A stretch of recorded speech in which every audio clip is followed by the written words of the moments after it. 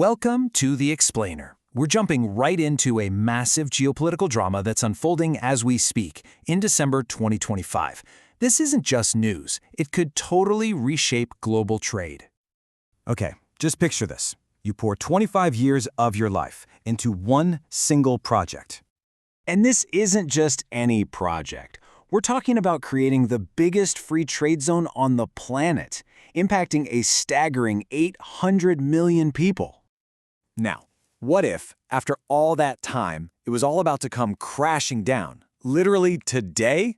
Well, that's not some movie plot. It's the reality for this huge trade deal between the EU and South America's Mercosur's bloc. So yeah, let's get into it. All right, so here's the battlefield. The European Commission is pushing hard to finally get this deal signed. But one country is standing in the way, basically screaming, "No!" And that country is France. And listen, this isn't just some clever bargaining chip. It's a full-blown political crisis. To make things even crazier, President Macron's government just collapsed, so he's in a super weak spot. So what on earth is in this deal that's causing this much drama? Let's talk about the prize. I mean, why would anyone spend 25 years negotiating something? Because what's on the table is massive. For starters, European exporters are looking at saving something like 4 billion euros in tariffs every single year.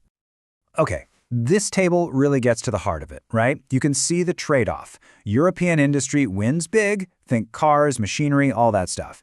In return, Mercosur's powerful farm sector gets to sell a whole lot more beef, sugar, and poultry to Europe.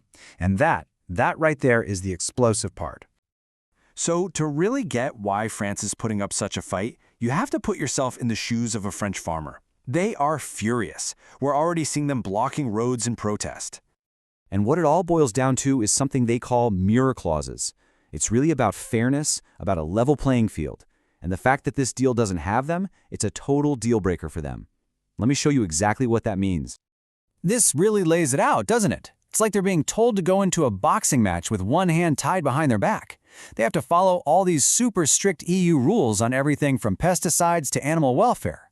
Meanwhile, their competition from Mercosur, they're playing by a totally different, much looser set of rules. So you can see why they feel like it's a rigged game.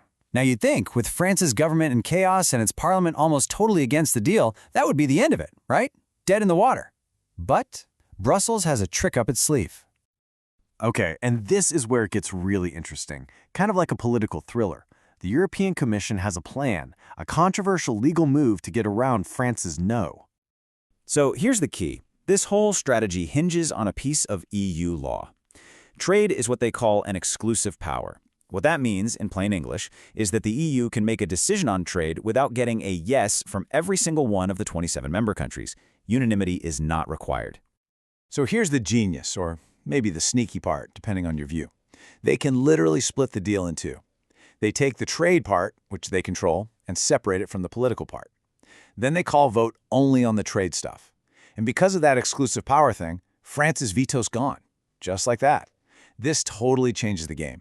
France can't stop this alone anymore. Now it needs to find some friends, and fast. Which brings us to the final showdown, the last battlefield, the Council of the EU. If France wants to stop this, it has to assemble what's called a blocking minority. So, what's a blocking minority? You need at least 4 countries on your side, and together they have to represent more than 35% of the EU's total population. Now, France has allies. Poland and Austria are definitely on board. But here's the problem. The 3 of them together only make up about 25% of the population. They're short. They need one more major country to join their team. And that one country is Italy. Right now, all eyes are on Rome. And it gets even more dramatic because their government is totally split on this. The agriculture minister hates the deal. The foreign minister loves it. The math is simple. If Italy sides with France, boom, they have over 38% and the deal is blocked. If Italy says yes or even just abstains, the deal goes through. The fate of this 25-year negotiation literally comes down to one decision in Rome. So, as we stand here right now, this whole thing can go one of 3 ways.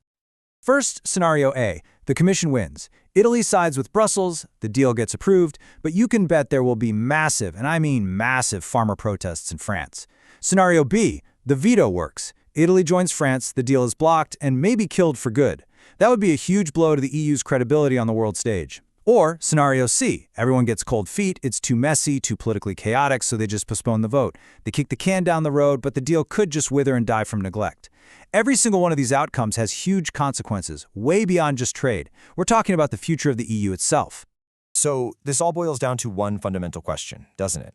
What does Europe want to be? Does it want to be a geopolitical giant making these tough competitive deals? Or does it want to be a protector of its own people, its own social model, its own farmers? The answer to that question is being decided right now, not in some Brussels meeting room, but in the fields of France and the government offices of South America. Thanks for joining us for this explainer.